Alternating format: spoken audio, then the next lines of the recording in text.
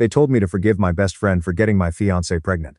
So I packed my son's things, walked out before the wedding invitations even went out, and I never spoke to any of them again. I'm an architect. I spend my career thinking in blueprints, in load paths, in the difference between a wall that holds and a wall that's only pretending to. You learn, see the hairline crack, before it becomes the collapse.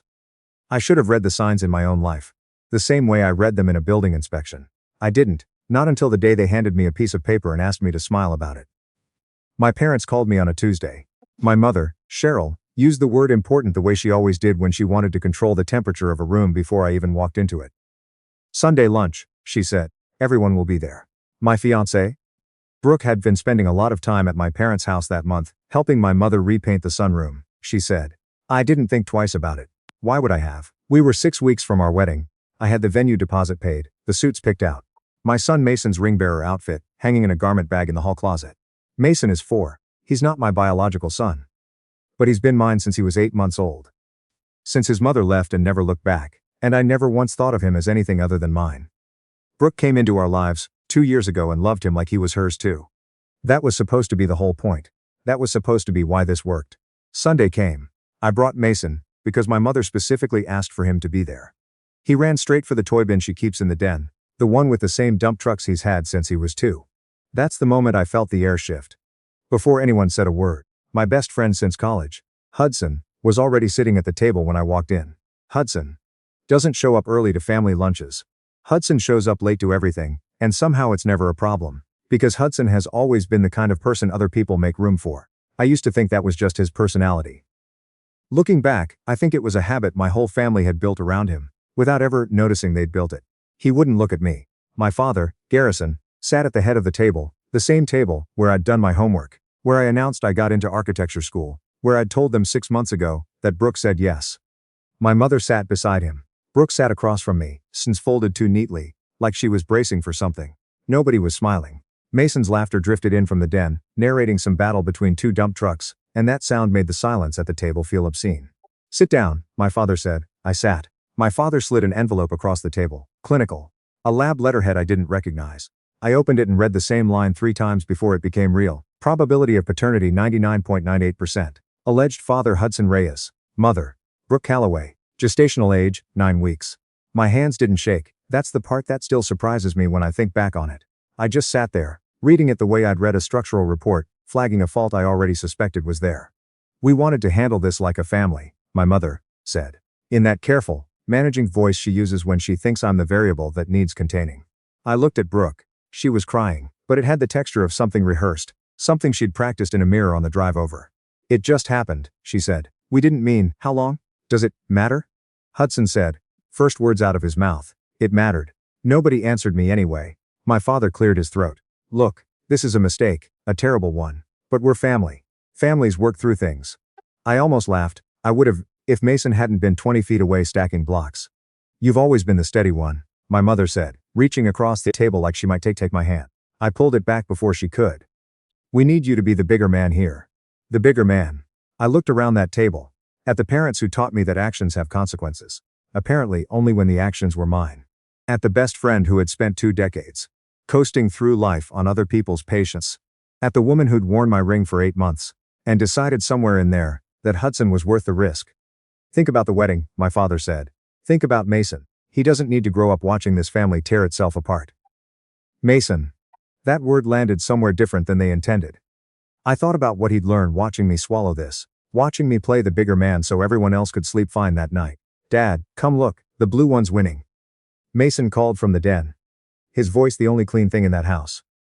I stood up, everyone tensed, waiting for the explosion they could manage, the kind of scene they could later describe to relatives as proof that I was the unreasonable one. I didn't give it to them. I looked at each of them once, my father, my mother, Hudson Brooke, and said one word, okay. I walked into the den, picked Mason up mid-dump truck battle, grabbed his backpack off the hook by the door. Where are you going? Brooke's voice cracked behind me. I didn't answer. I held my son's hand and walked out the front door. Behind me, silence. The complete kind, the kind that has weight.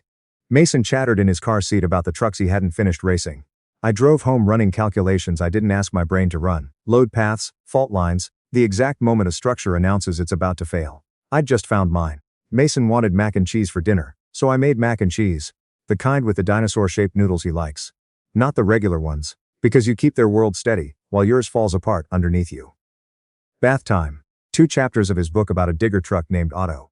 Tucked in with a stuffed elephant he slept with since he was 2. Love you, Daddy. Love you too, buddy. Nightlight on. Door cracked. Then I went downstairs and stopped being a father for a while. I sat at the kitchen table with my laptop. The house was quiet except for the hum of the fridge. Brooke's reading glasses sat on the counter. Her cardigan was still draped over the chair, like she belonged there. She didn't. Not anymore. I opened our joint account. We'd been saving toward a down payment on a house with a yard for Mason. $71,400, built slowly, month over month, the kind of number you don't reach by accident. I transferred exactly half into my personal account. Documented it, time-stamped it clean. My phone read 11:52 p.m. I searched family law attorney near me and found a woman named Adriana Voss. Her profile said she took calls after hours for emergencies. I called. This better be good, she answered. Not unkind. Just honest. My fiancée is pregnant with my best friend's baby, I said. I need to establish custody protections for my son before this gets worse. He's not biologically mine. I need to know where I stand. There was a pause. Is there a formalized guardianship? Adoption paperwork? Anything? We started the second parent process last year. It's not finished. Come to my office tomorrow. 9 a.m. Bring every document you have. I went upstairs, pulled 2 suitcases from the closet, packed methodically. Mason's clothes, his favorite books, his birth certificate, the guardianship paperwork we'd started. Every document I could find with both our names on it. I stood in the closet looking at Brooke's side. Her shoes lined up by color. The woman who organized her closet like a showroom. And had apparently been fine with chaos everywhere else. My work email had a message from 3 months back I'd half considered and dismissed. Subject line. Senior position. Charlotte office. Better title. Better pay. Relocation covered.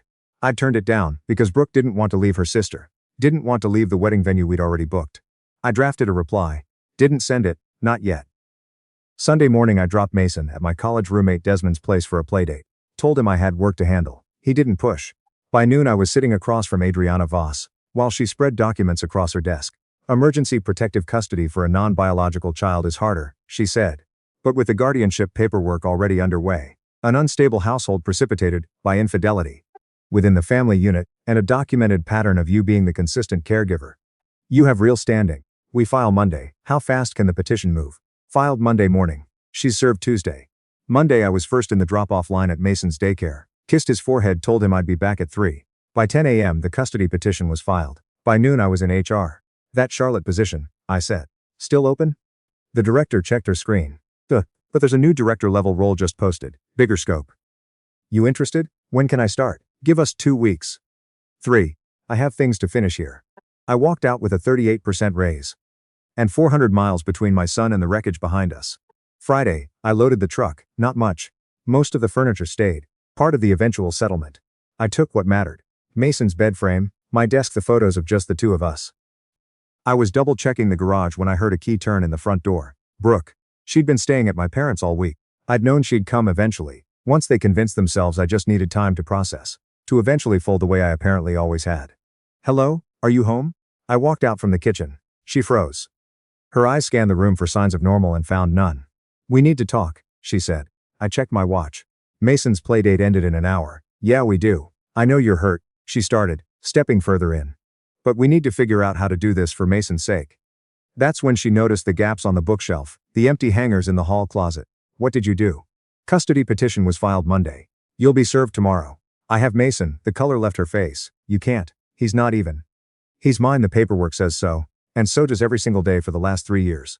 Was that a consideration when you decided Hudson was worth losing all of it? She flinched. Good. This is insane, she says, voice climbing. You can't just take him because you're upset. I'm not upset. Upset would mean I still feel something when I look at you. I'm done. There's a difference. Tears came, the same rehearsed kind, from the table. Please. We can fix this. Couples counseling, whatever you need. It was a mistake. You made a choice, repeatedly, for months. It wasn't. She stopped, recalculated, tried a different angle. Where are you even going? You can't just leave the state, Charlotte. Already approved. Already moving. You've been planning this the whole time? Yes, that's cruel. Cruel as sleeping with my best friend while I'm picking out wedding suits. My phone buzzed on the counter. Then again, I glanced at the screen. Hudson. 3 texts in 10 seconds. The preview of the first one read, man, please just. I didn't read the rest. He's worried about you. Brooke said. He should be worried about himself. The phone rang. My father. Put it on speaker, Brooke said.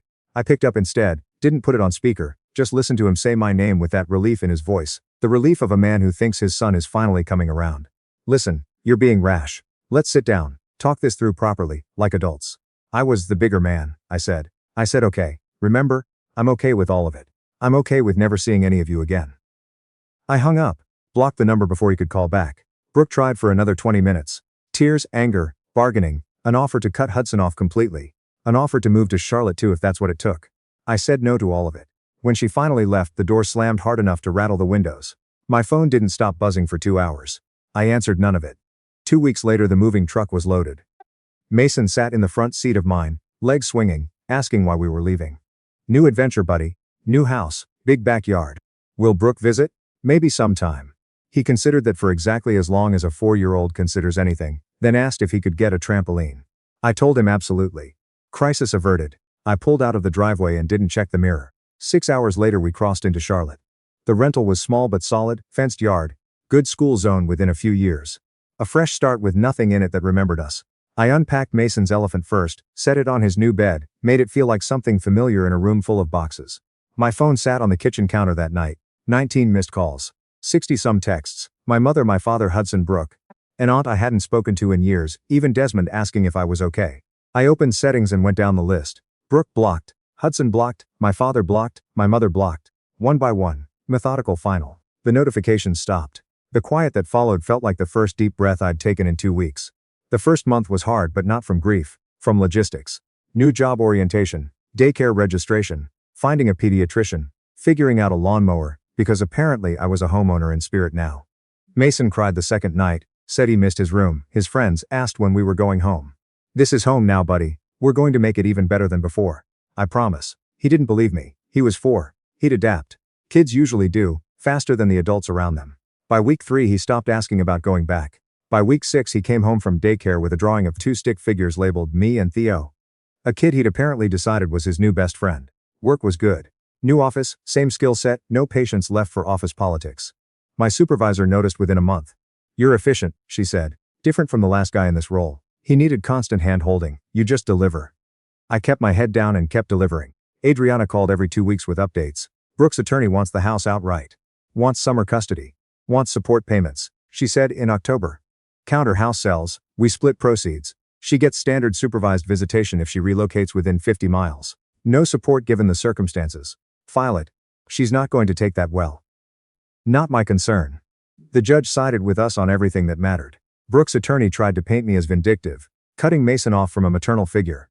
Adriana submitted records showing 0 relocation effort, 0 consistent calls, 0 involvement in Mason's new life. Hard to argue for closeness you've never once driven 400 miles to maintain. My email was a different battlefield. I'd forgotten to block addresses, only numbers. My mother's message came on a Wednesday subject line. Please read this. I almost deleted it unread, but Mason was at daycare and I had a few minutes to spend on poison. You're punishing that little boy by keeping him from people who love him. Hudson made a mistake. Brooke made a mistake. He shouldn't suffer for adult problems. This isn't who we raised you to be. Family forgives. Call me. I read it once, felt nothing, deleted it, blocked the address. Hudson tried something different. A new social media account, message waiting when I checked my phone after work. The baby's due in March. Don't you even care? We're still brothers in everything but blood, man. I stared at it for a full minute, then typed back. I care that my son has stability. Your consequences aren't mine to carry. I blocked the account and deleted the app entirely an hour later. December brought a promotion. Senior project lead, oversight on 3 regional builds, a team of 8 reporting to me, a 30% raise. I took Mason to get ice cream after I signed the offer letter. He got chocolate everywhere, the way he always does. I like it here, Daddy, he said between licks. Are we staying forever? I looked at him, really looked. He'd grown, lost his first tooth, made friends, started loving a place that had nothing to do with the wreckage we'd left behind. Yeah, buddy, we're staying forever. He beamed, good. Theo invited me to his birthday party. Can we go? We'll be there. That was the moment I knew I'd won. Not because I'd destroyed anyone, because I'd built something better. The settlement papers arrived in February. House sale finalized, proceeds split, a check for $94,200 clipped to a handwritten note from Brooke's attorney. She'd like one phone call. She's struggling. Please consider it. I stood in the kitchen holding it. Mason looked up from his coloring. What's that, Daddy? Nothing important, I said, and I meant it. I deposited the check the next morning and didn't tell anyone.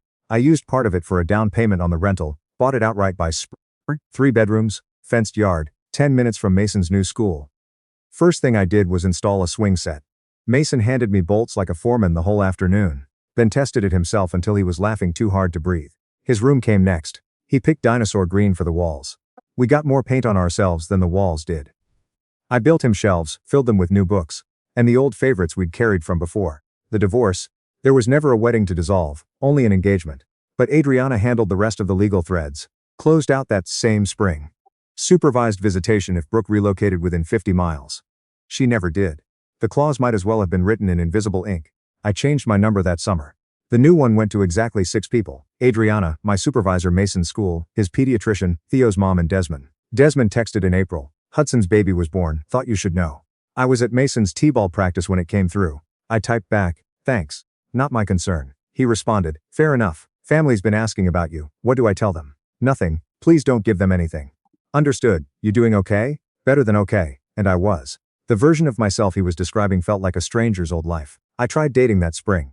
1 woman from a city planning meeting, 2 dates before she asked about Mason's mother. I gave her the short version, not in the picture, complicated.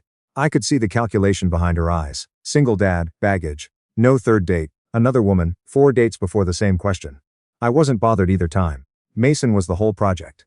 Everything else was noise around the edges. T-ball turned into soccer by fall. I coached his team, badly at first, then less badly. We weren't championship material. But the kids had fun. And Mason played like he had something to prove every single game.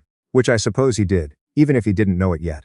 Late spring, playoff game, tied 2-2 with 4 minutes left. Mason got the ball at midfield, juked one defender then another, shot from 15 yards out upper corner.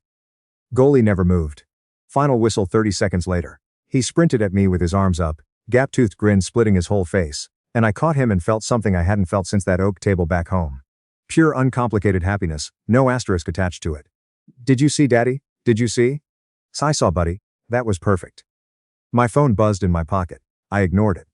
Somewhere 400 miles away, people who used to matter were probably still calling a number that didn't reach me anymore. 1 year, almost to the day, since I walked out of my parents' house with my son's hand in mine. I woke up that Saturday to him jumping on my bed. Daddy, it's my birthday, 5 years old. I pulled him into a hug. Pancakes with chocolate chips, the only acceptable kind, he reminded me, like I'd forget. I'd been up since dawn hanging streamers. Setting up the bounce house rental. 14 kids coming at noon. Theo and his whole crew. Work had been good to me. Regional director by then, a team of 14. A salary that let me breathe without checking the account first. Respect from people who only ever knew me as the guy who delivered, not the guy whose engagement imploded in front of his parents. The doorbell rang at 11:30. Sienna, carrying a cake carrier, wearing a sundress. We'd met that winter at a school fundraiser she helped organize. Patient, easy good with Mason without trying too hard to be. Need help? She asked, setting the cake down. I think I'm good. Coffee? Always. Kids arrived at noon, chaos in the good way. Mason ran between groups showing off the swing set. Organizing relay races. Thriving in a way that still caught me off guard, sometimes. How completely he'd built a life that had nothing to do with the wreckage behind it. I grilled burgers, Sienna handled drinks, the parents I'd come to know over the year chatted by the fence about the fall soccer schedule. The party wound down by 4. Last kid picked up by 4:30. Mason crashed on the couch with a new book, exhausted and happy. Sienna stayed to help clean up. We worked in comfortable quiet, stacking chairs, gathering paper plates. Good day, she asked. Really good day. She kissed my cheek before she left. I sat on the back porch while Mason napped inside, the yard a mess of confetti I'd deal with later. I thought about that table back home. My father's voice saying think about the wedding, think about Mason. I had thought about him. He'd spent his 5th birthday surrounded by friends, in a house that was actually ours. With a father who showed up every single day. No negotiating his future like a bargaining chip in someone else's argument. That was the legacy they should have worried about. My phone buzzed. Adriana. Brooke's attorney officially withdrew the visitation petition. She's not pursuing further contact. Case closed. I typed back, thanks, and set the phone down. The swing set swayed a little in the breeze. They had wanted me to forgive them so they could sleep at night, so they could tell themselves the wound had closed, so the family could go back to pretending nothing had ever cracked underneath it. I chose something else, not revenge. Not a single dramatic scene to throw back in their faces. I chose absence, and inside that absence, I built a life so complete, so steady, so entirely separate from them, that nothing they did could reach far enough to touch it. Brooke was probably still at my parents' house. Hudson was probably still working whatever job my father had handed him out of guilt. The baby, Adriana had mentioned the name once, in passing, was probably growing up surrounded by people who specialized in excuses instead of accountability. None of it was my problem anymore. It never would be again. Monday morning I dropped Mason at school.